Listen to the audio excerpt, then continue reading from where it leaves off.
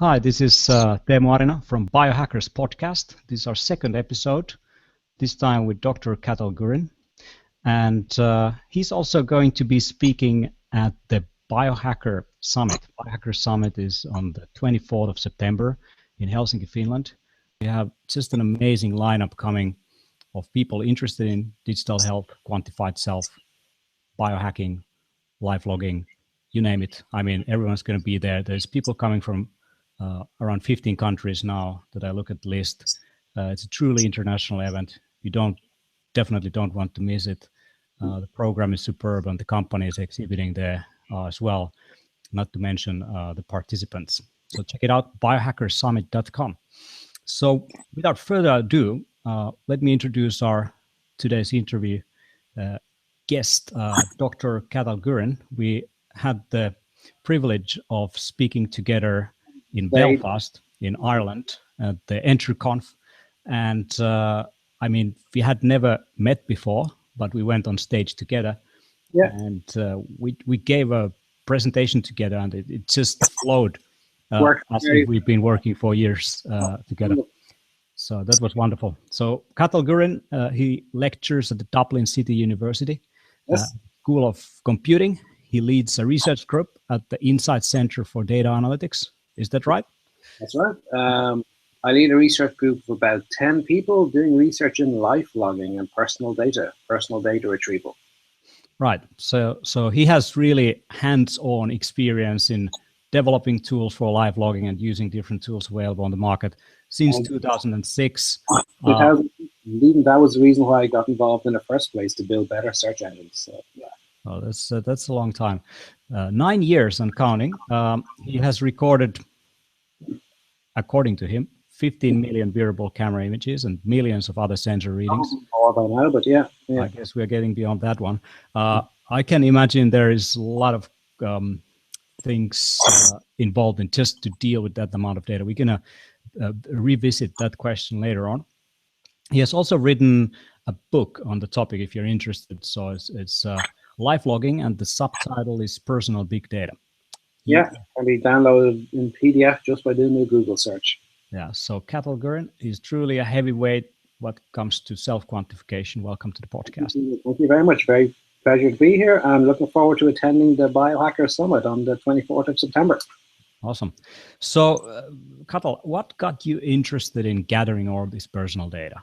Yeah, so maybe my reason for getting involved in the first place may be different to many other quantified self enthusiasts. I started by being curious about new forms of personal search engine. My PhD had been in web search engines. I'd spent time working as a postdoc on video search engines. And then this opportunity came about in our research center when Microsoft donated 2 small wearable cameras, just like the ones I'm wearing here. And we suddenly realized we could generate 4,000 images a day. And very quickly, you will need some kind of a search engine over that data. So my interest started off being, let me get a lot of data for a week or 2 weeks or a month, and then a month became 6 months, became a year, and let's try and build better search tools over this data. What happens if you want to find the bottle of wine you drank at the Biohacker Summit last year? How do you find that? That kind of problem. I mean, I guess I can ask some friend who was there with me if my memory is not... If they remember, but to get down to the details of things, you need a search engine, because our memories, the memories of your friend, will maybe make mistakes, maybe not fully accurate, will have forgotten things, maybe not even remember the Biohacker Summit in the evening time because they were having a good time. We don't know. How common it is actually that people remember things in a different way than what actually happened? Very good question. It's something that is almost impossible to give an answer to, because you don't remember when you remember incorrectly, if you think about it. So you'd have to do long-term memory studies. And we're actually involved in those at the moment. With the University of Leeds in the UK, we've done one after 3 years of data gathering. And my hope is to go back and do one after 10 years of data gathering, to go back to evaluate the accuracy of your memory when you are shown the real reality of what you did 10 years ago versus what you remember doing 10 years ago. And it's never really been possible to do a good memory study like this before, because typically if you're doing memory studies, you keep a diary and you go back and refer to the diary, but the hypothesis in our study is that by keeping a diary, you're reinforcing the memory is not natural. So we have to do a more natural approach, hence we use the cameras, because that's our true log of our life activities. Right. And well, considering the tools, I mean, Microsoft got you hooked on this thing, and you've been continuing doing it. So let's go deeper into this question of search. So I would imagine once you have 15 million images, you don't really look at single images anymore. I don't even look at the data in general anyway. It just goes into a big archive on a machine in the corner of my office here. So we need to use basically artificial intelligence to try to extract knowledge from the data. And that's where most of our research is at the moment. So we use software that will extract from images 1,000 different things. Maybe a coffee cup here or a mobile phone here. It'll extract knowledge from the images, and then we'll use that as a basis for the search engine. So it's a complex artificial intelligence-based approach that learns through example what a coffee cup looks like, learns what a car key looks like, and then is able to figure out itself as it sees more images what's in the images. So what kind of picture can you paint of your day with AI? You can pick this. Actually, one of my PhD students did some interesting work on this. We were able to generate, obviously, visual records of your day. 3,000 or 4,000 images a day. It's not really useful because you don't have time to look at them, put them on a big screen, they're going to be too small anyway. We've done some abstraction work with that. We've abstracted the day into colors every minute, for example, as a very simple approach. And that allows us to see the times you're in your office, because your office has a particular color signature. Your home has a different color signature. And for everybody, the color signatures of different moments of their life are different. So I can glance at a screen and know in a day or a week or a month how much time I spend in the office, at home, out in the green areas, in the fields, how much time I spend driving, etc. So that's a very simple approach to take. We've also looked at how we can generate textual summaries of your life experience, just like a diary would be. This morning I came to work at 6:30 in the morning, I had lunch with my colleague, and then we had this interview now. We generate those kind of life experience textual annotations. We've also generated variations of that represent a day in terms of sets of icons, work, office, food, coffee, all those different kind of things. So there's many different approaches we've taken, and each one allows you to view your life in different ways, and view your experience in different ways. The one I find most appealing is still the what we call the color of life, which is just a large spread of color on a per minute basis over a day, a week, or a month. It's a simple way of viewing your life. So basically, you find data visualization of the massive amounts of data the most useful tool for personally to tap into. Yeah, because the search technologies, we can do them. We have search technologies built already, but the use case is more about reflection and understanding yourself and self-improvement. You don't often need to go back and find what was the make of that bottle of wine, or who was the person I was talking to at a party last summer, that kind of stuff, okay? But you do need to understand your life better for self-improvement, and that's where the summarization, visualization tools come in. So would you look at something like how much time you spent at office instead of very simple thing to look at. And that's the first thing I will look at when I look at a past piece of data, because especially in terms of productivity and trying to identify how productive, how regular your days are. Like one of the example things I was trying to optimize recently was my time to get up in the morning. To have that on a graph that's as straight as possible, because that's the most optimal way to be productive. So I started to get up at 5 a.m. because I'd recently come back at that stage from a trip to Asia, and it was easy to do, and then try to optimize and keep that as much as I could over a long period of time. So that kind of thing. So analyze and visualize. So this feedback loop that you get from looking at the data, does that result in behavior change? Yeah, absolutely. In simple ways like trying to change my work habits, trying to change even my times of eating, trying to change my times of getting up, times of going to bed. Simplest little thing. If you can abstract the data into a nice visualization, then you can get an overview of your life experience very, very fast and make judgments and choices based on that. And then I ended up finding that it was trying to get a symmetrical life experience. Didn't expect to be doing that, but trying to get the days to start at the same time, the color changes to come at the same time every day, and try to get stuff as regular as possible. It was interesting. I recently used an application called Rescue Time Yeah. to out how I use computers and how much I use time on productive things and things that are counterproductive, like social media and all kinds of entertainment sites and so on. And to my amazement, or just to get horrified, I realized that 41% of the time that I'm awake, I'm sitting in front of my computer doing all kinds of things. I was happy about the split in terms of how much I use time in productive tools, but that really put me into thinking, can I sort of like maybe have less screen time and get still the same things done? I believe that's possible. I don't know if that's possible or not. I'd love to get to the point where that is possible. Trying to get back down towards the 4-hour work week type thing, so it'll be as productive as possible. I'd love to find the secret of doing that.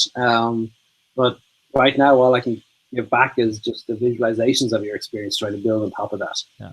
So it's very, very cool to do that.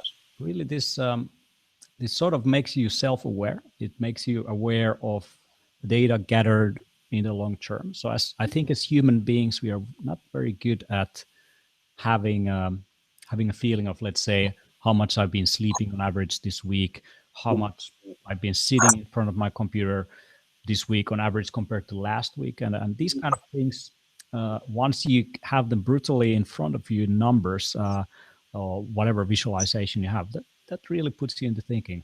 True, and it's a quantified self idea of if it can be quantified, it can be changed. Right. So going into the sort of different ways of gathering data, I would imagine right now we have all the sensors on ourselves, and it used to be just a phone or a camera. How about like Internet of Things? Have you been experimenting with smart objects that realize when you interact with them? Given the reasonable opportunity, I would do that. I just haven't done it yet. I've been focusing on wearable cameras, the Google Glass type cameras, trying to gather as much of my daily life experience as possible. With bio type sensing, I would have used basis watches and heart rate monitors and various things like that, but I haven't ever gone into the internal body sensing. I considered doing blood sugar monitoring just out of interest 2 or 3 years ago, but I never took that particularly far. I just didn't like the idea of actually the invasiveness of that every day would have been a little bit awkward. I didn't do that.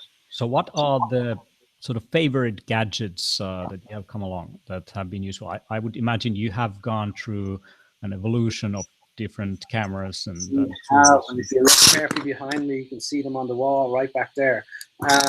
I've gone through quite a lot of cameras over the time, because cameras is the main thing we're interested in, the computer vision work and the search engines.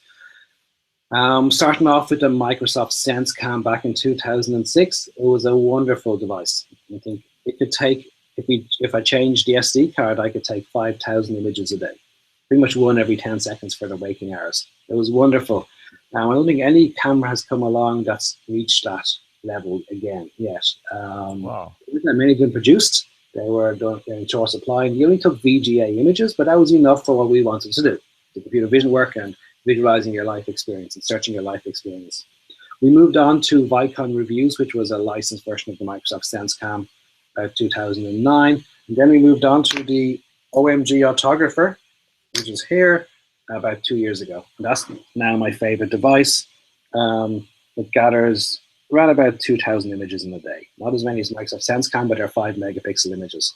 Moving on from that, we also use, actually I wear both at the moment, the Narrative Clip. Still version 1, version 2 coming out soon, giving me about 2,000 extra images a day.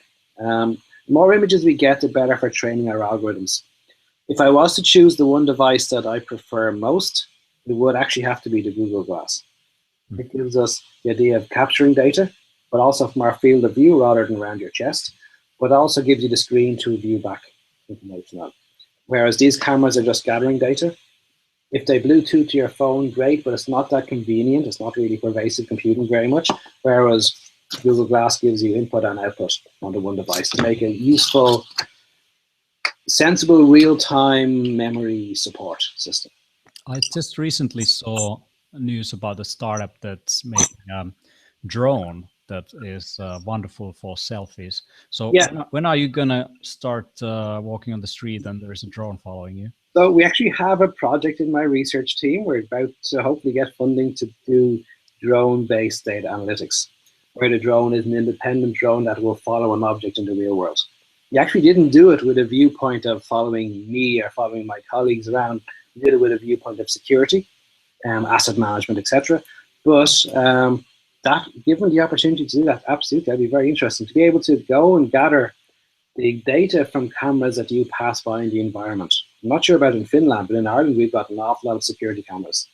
If you can gather that data about yourself and your activities, that'll be great. Eventually, we will be able to do that, but as of yet, that's not feasible or possible. It's just like this idea in my mind occurred, like people would be on the street and everyone would have their own little drone following them. I guess if you're a tourist and you want to have a lot of selfies taken, it's going to be awesome. Yeah. So this, of course, provokes the question of privacy, and security and so on. So what's your experience on that one? Okay, so I'll give you a few different answers to that. I guess 3 different parts of the answer. My experience of wearing cameras for over 9 years now is actually that people don't mind so much. Maybe sometimes it's because they don't know what it is, and when they ask what it is, strangers in the street ask what it is, I'll tell them that it's a camera, a research project from the university, and they're normally okay with that. People are actually more concerned about the sound. They want to know, is it recording sound? If it's taking a picture every 10, 20 seconds, they don't mind so much. If it's recording sound, people seem to have a problem with that. Which, if you imagine moving from a picture every 10 seconds to 18 hours a day video recording of what you're experiencing, then that will pose more interesting privacy problems. But we have done some research into privacy and privacy-aware software solutions to support visual life logging.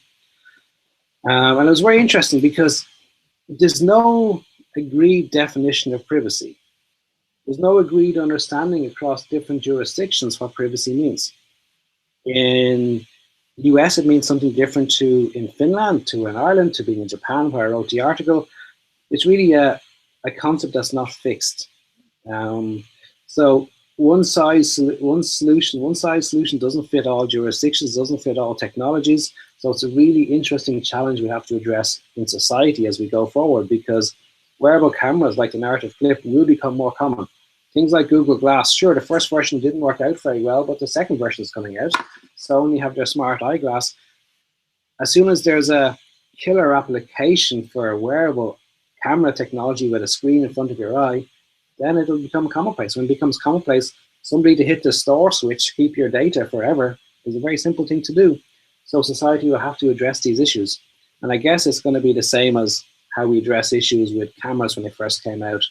They weren't liked because they could take pictures of people, but now it's common. Smartphones weren't liked when they came out, but now they're common. The television, radio, everything had these criticisms when they came out first, but now they're standard common technologies. And even more than that, society builds up a usage policy.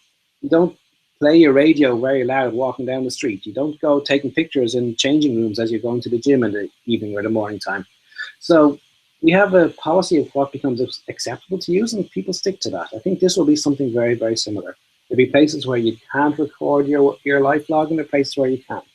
And we work inside of that. So it's basically the technology spreads first and the cultural practices will follow.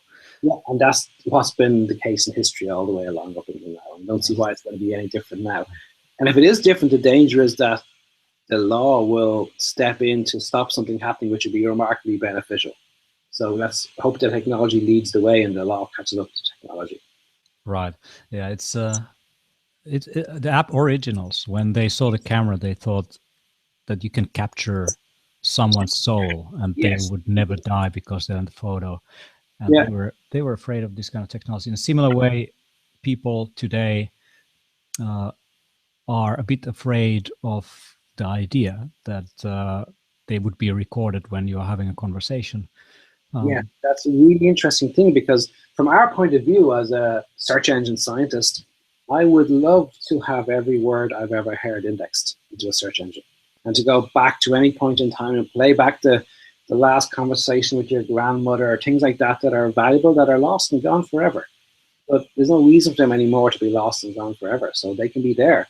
Just people are afraid that it'll be used against them somehow. But there's an interesting thing about sound, that in images from wearable cameras, we can build software to review your day, to summarize your day, and get the key points out in maybe a minute of browsing. With audio, you can't browse.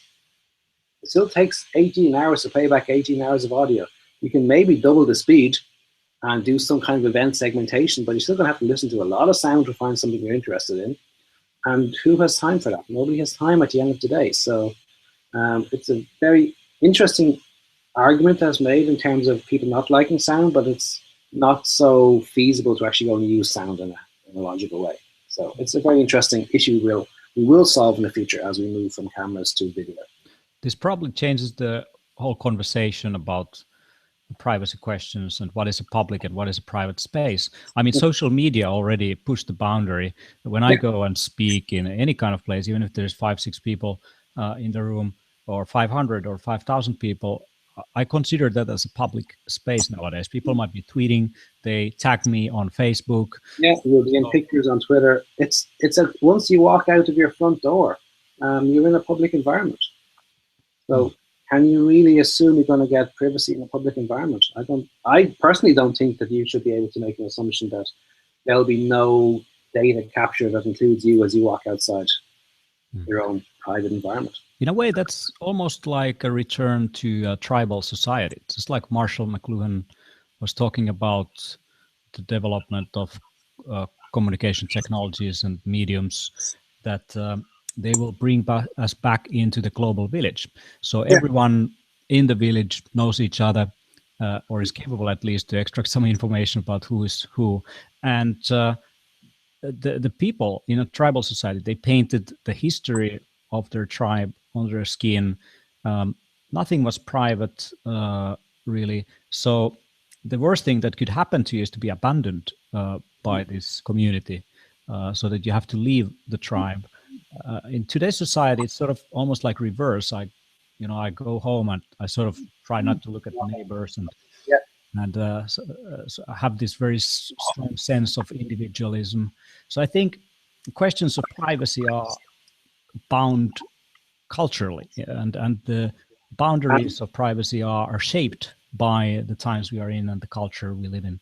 Times are in, the jurisdiction we're in, the expectation of privacy changes over time. 200 years ago, there was much less expectation of privacy. Everybody knew what was happening in your village. It was all open information.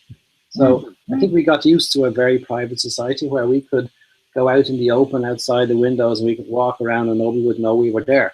But that's changed anyway, with your mobile phones in your pocket and just various types of data gathering, security cameras all around the place that can track you anyway. So I think that's changing, and people are getting used to that changing. I remember the thing is changing.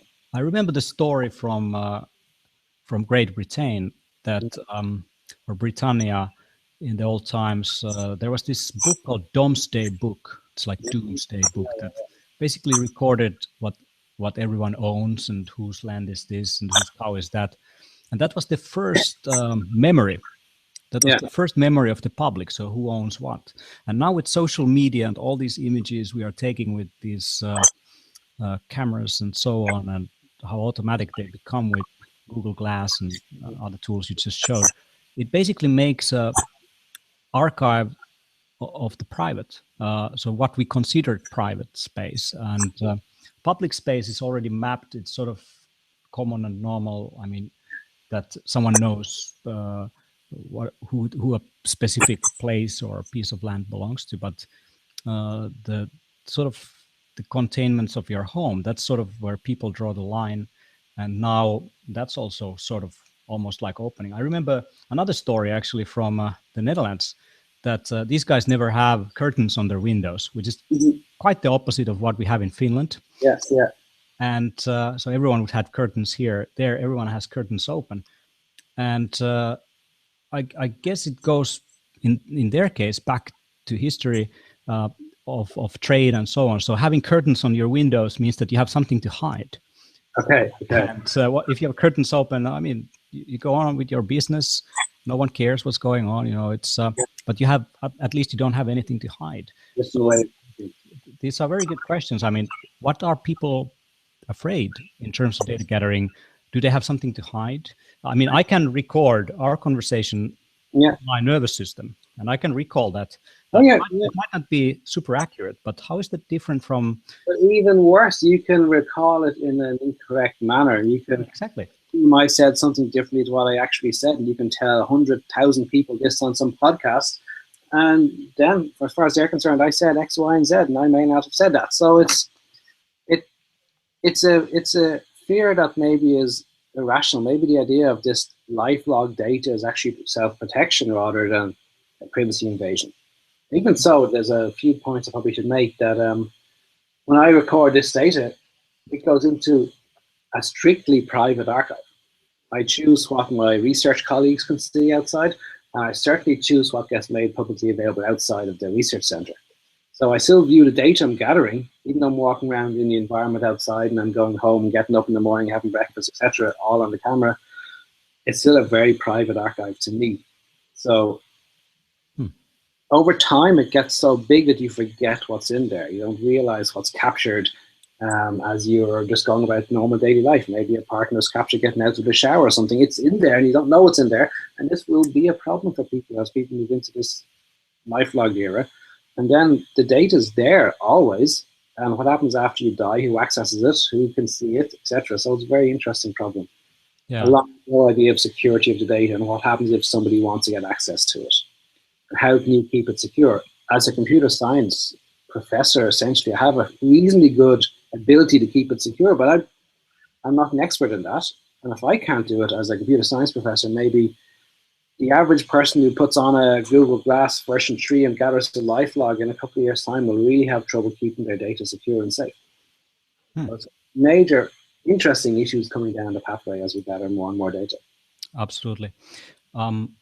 So talking about the personal analytics a little bit further and the quantified self movement, what's your take on that? So what can we really learn by not just data gathering, but the analysis part, where we really dig deep into the qualitative aspects of what we have gathered? So there's a slight disconnect, I guess, between what we do in lifelogging, especially in this research center, and in the quantified self community. In quantified self, the key question you always get asked is about the value of the data. What did you learn? How did you change?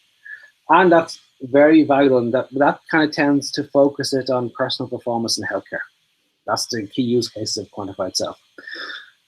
In lifelogging, we started off this process without knowing what we were doing. We started off by gathering data to build a search engine. Why? Because it's cool as a scientific challenge. Wouldn't it be great to search through your whole life?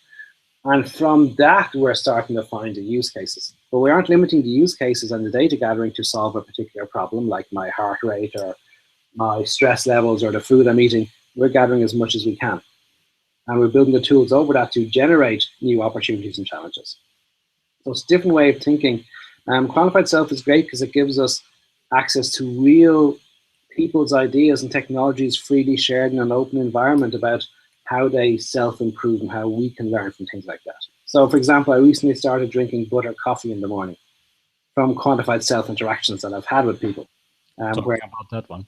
Yeah, butter coffee is great. It's where they allow us to, where they feed information in a very generous way to tell you what worked for them. And this idea of quantified self I really like.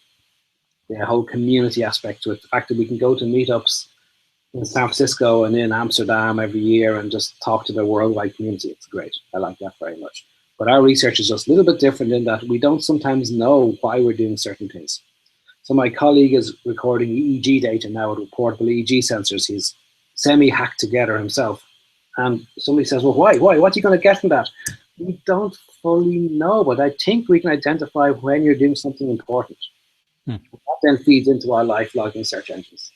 So it's a slightly different way of thinking about things. Yeah. We do it because we can, and we'll figure out the use case later. A lot of people, when they ask me about quantified self, they have in the mind sort of like as if I'm doing it only for the optimization or improved performance kind of targets. But maybe there is just a kind of artistic almost or a sense of wonder. It doesn't need to be Calvinistic alone why you gather data. In a similar manner, I have a lot of things that I gather because it's easy, so it's very automated, so I just do it. Like, let's say, my postural data would be very interesting. I mean, it's useful. It tells me when I'm not having good posture. But why would I gather that on the long term? I don't know. But maybe I have the questions to ask later on. So maybe you don't have today the questions you want to ask. And this is actually the thing. The thing that I see is that if I gather, for example, sleep data, I'm not looking at it every day. It's automatic. My sensor under my bedsheet. I've used Bedit and I've used Mfit, both Finnish products that basically do it automatically. I don't have to think about it. If I sleep really badly 1 week, which is clearly out of my average, then I would go back and I would look at, can I discover something from the data? So I'm happy that I have the data. So in a way, it's sort of like having the data for to be immediately available if you need it. So you don't have to exactly. I don't have any data on it. So. You can never go backwards and gather data. It's one of the things that we always assume here as well, that if you want to gather data, even if you don't know why it's going to be useful, it probably will be useful in the future.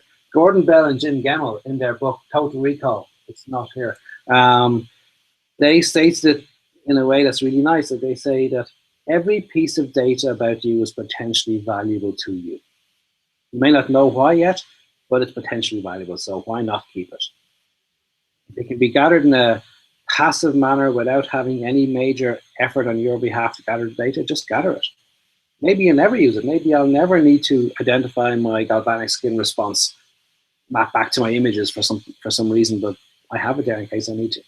And you can't go backwards and retrospectively gather personal life experience data. You can't crawl a data set of life experience data from the web like you can crawl for a search engine. You've got to go and build this data yourself. Yeah, the thing about health data is that it would be very cool to see how your basic health markers are changing over time. So seeing how you were doing like on the last decade or the decade before that one. Yeah. And even though you were generally healthy, it would be interesting to see like long-term changes that can be only seen from data on the long term. So the act of measuring something is not for acute need at all. It's also for long-term use. I find that very interesting also. And it's also that you don't know what you can do with the data yet.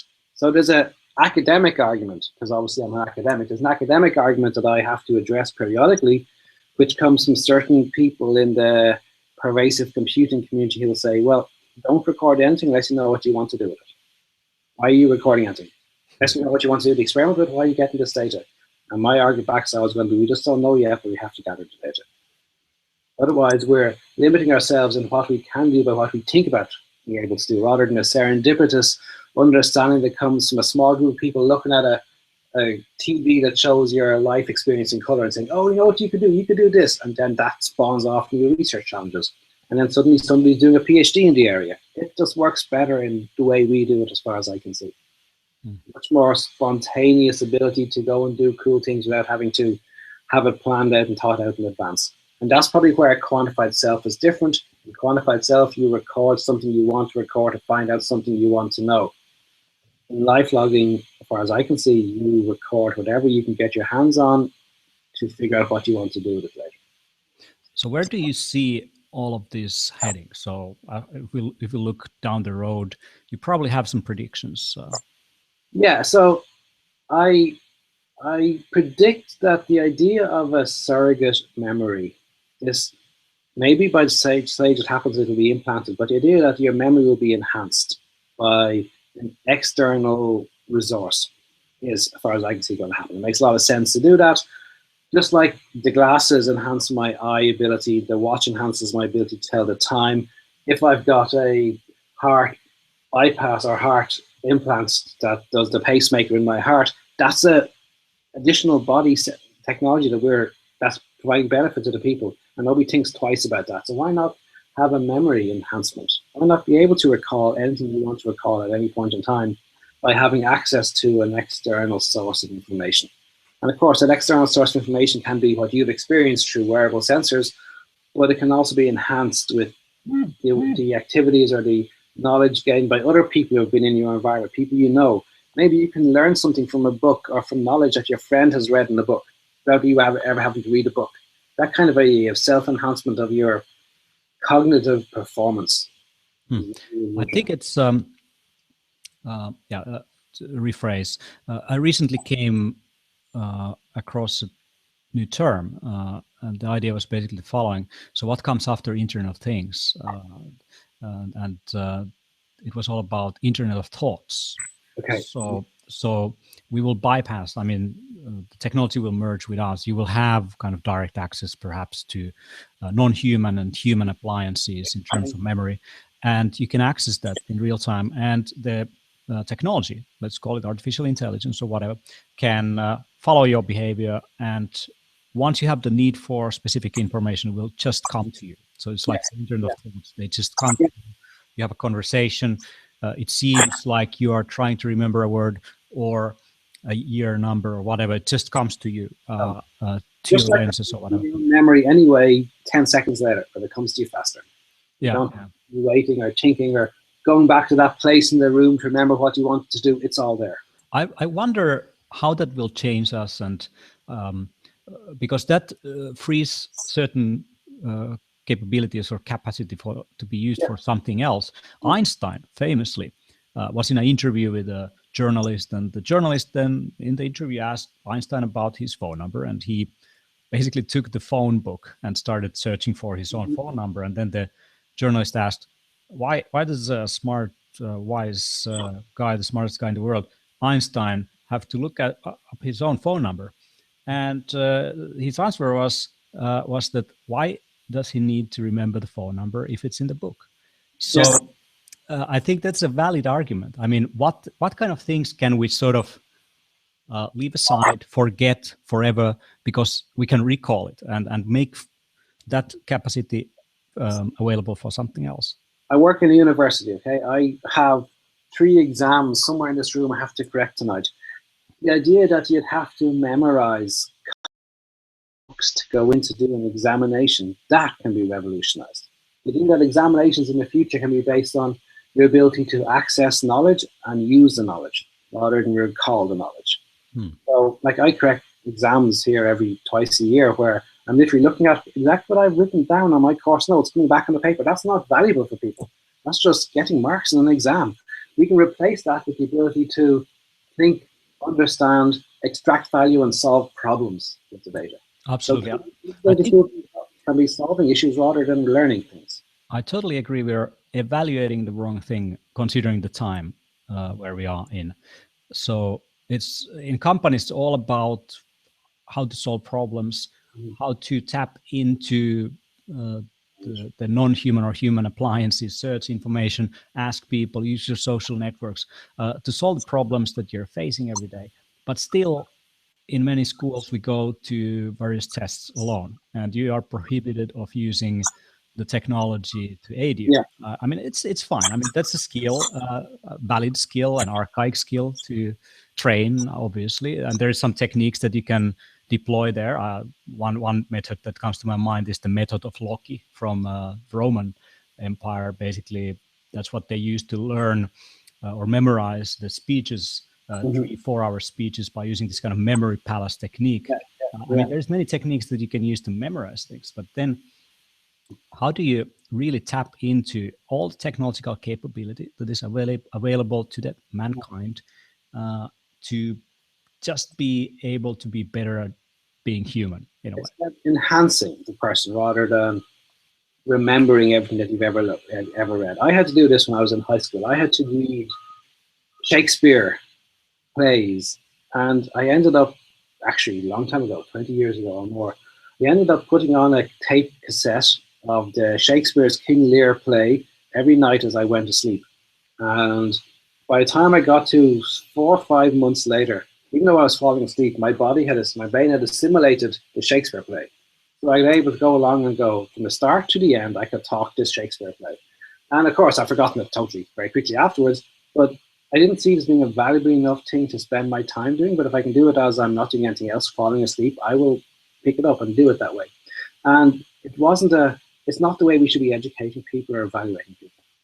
And we do it all the time, but if I have an opportunity to do exams, I'll do an open book exam where a student has a book open in front of them and the exam tests their ability to use knowledge in the book rather than their ability to regurgitate exactly what we've told them in the class.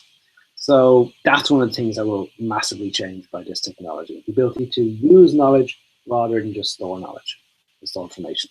That will change. And it can come fast enough for society and for people. I think that provides a completely new definition for a knowledge worker. So knowledge work is no longer work that you do alone in a basement with your books and you work on immaterial things. It's really about this kind of networked, connected work, where co-creative work, where whatever you engage yourself in, you constantly basically question yourself if it makes any sense to do it alone, or should you augment whatever you're doing in a certain way. And ideally, the augmentation just becomes, like, I don't think about wearing my glasses, they're there. The augmentation just becomes a natural part of life experience. And if you look at Google and listen to a guy called Amit Singhal, head of search in Google, he talks about the search engine becoming this pervasive friend, this thing that exists all around you. And with Google Glass, they're getting there where I could ask it any question and the search technology will answer my question back as best it can. If it can't answer it, it'll show me some cards that are their webpage that answers the question better. So it's about that pervasive friend that's always there. The memory should be augmented by a pervasive memory that's always there to help you out and to allow you to be more productive, better in your normal everyday activities. Yeah, absolutely. That's my vision of the future. Another question about the future on the artificial intelligence. Are you on the boat that you believe that artificial intelligence is something that we have to control, that it's a threat in a way and it can get out of hand? Or are you more optimistic or pessimistic in terms of its capability now that you've been working on it for quite some time? I'm optimistic. I'm not a complete expert in artificial intelligence. We deploy artificial intelligence and those kind of technologies to solve our problems rather than building new AI technologies. I would be on the optimistic side. I think that we as humans have a limited capacity to innovate. And I think that you have technology that can solve problems for us, that's better. So the idea of how to reach and inhabit and live on Mars successfully, we probably won't figure that out fast enough. Our technology will figure it out on our behalf.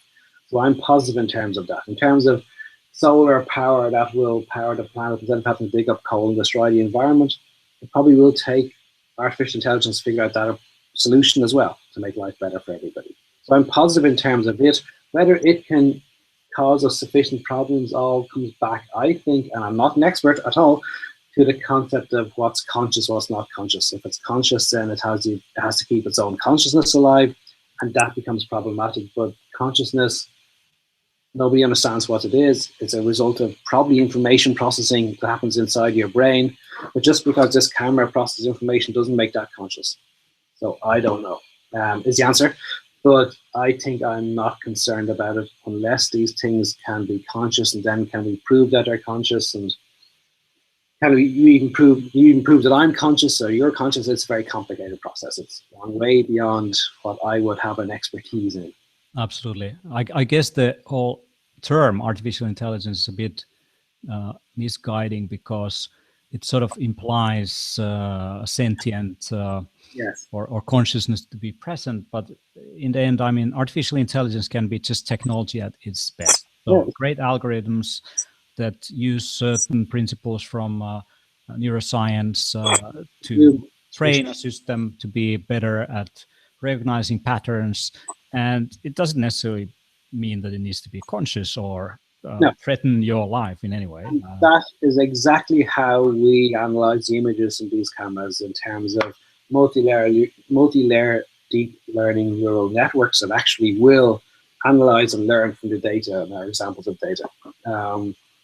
And chances are someone like Google with billions of queries per day going through their image search engine will be the best company in the world at doing this because they can train it with all these billions of queries every day. So I'm not concerned about that. Consciousness is separate. Whether it can exist in a digital medium or not, we don't know. So let's not worry about it yet. That's my way of thinking. Right on. Could be totally wrong, and Elon Musk could be right. He probably is, but that's what you can see.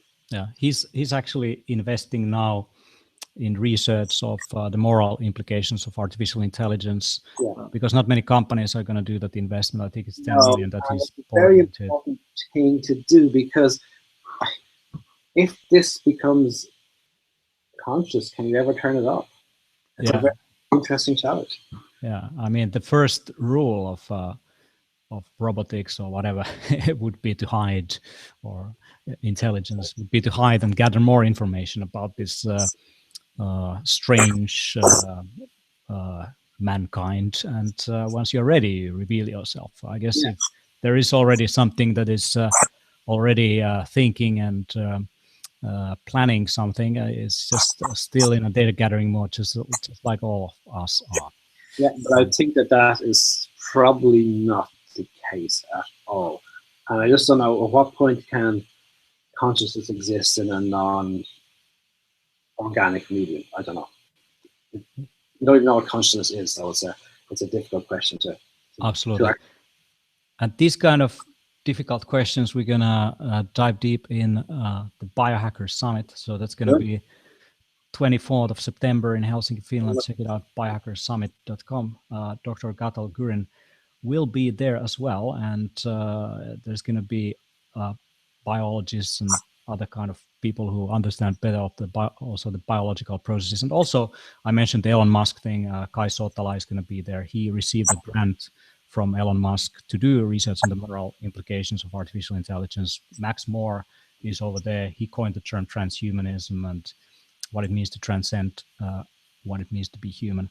So for listeners, check it out. And to close up, I like to ask a couple of one specific question from people who I meet, and that would be, what are the sort of life lessons that help you to live a better life, that you learned to help you to kick ass, wake up every morning as the better version of yourself? So if you had a couple of things, 2 or 3 sort of pointers that come from your life experience, what would those be? What would be your advice? My advice is, from my experience of trying to be as good and as productive as I can at trying to make a difference, it's simple: get up early. Okay, very simple thing. I've read a lot of productivity blogs and documents and even books about it. And I think get up early in the morning time is the most important change I've made to my life in the last 10 years in terms of productivity. The second in line of that in terms of productivity, again, is schedule deliverables, not tasks. So it's easy for me to allocate 2 hours a day to write a document. It's not easy for me to get that document done by 4 o'clock. There are the 2 key things that made a difference in my life. And a lot of it does come from reading about the area of quantified self and analyzing my own life experience of what works, what doesn't work. So it's get up early, and it's to allocate or to have time stamps for delivery of tasks, not time stamps for tasks. That's awesome advice for all those nocturnal animals. I used to do, and now I get up at 5 a.m. every morning. Yeah, I mean, it's important to reset your circadian rhythm and keep the clock running, and just the effect on biological level is there's a lot of evidence there that sitting in the darkness and in front of your computer is not necessarily the best thing. Not at all. And I'm lucky that I tend to travel to Asia quite a lot with my job, so I do get to reset my clock back to 5 or 4 a.m. starting points every couple of months, so it makes life easier. So let's hope this technology will liberate us so that we don't have to be stationed in any specific place, but we can live more through the more natural cycles and still benefit of the augmenting capabilities of technology. So thank you very much, Cathal Gurrin, and it was an infinite pleasure to have you. Looking forward to seeing you again in Finland on the 24th of September. Thank you. Take care. Thank you. Bye.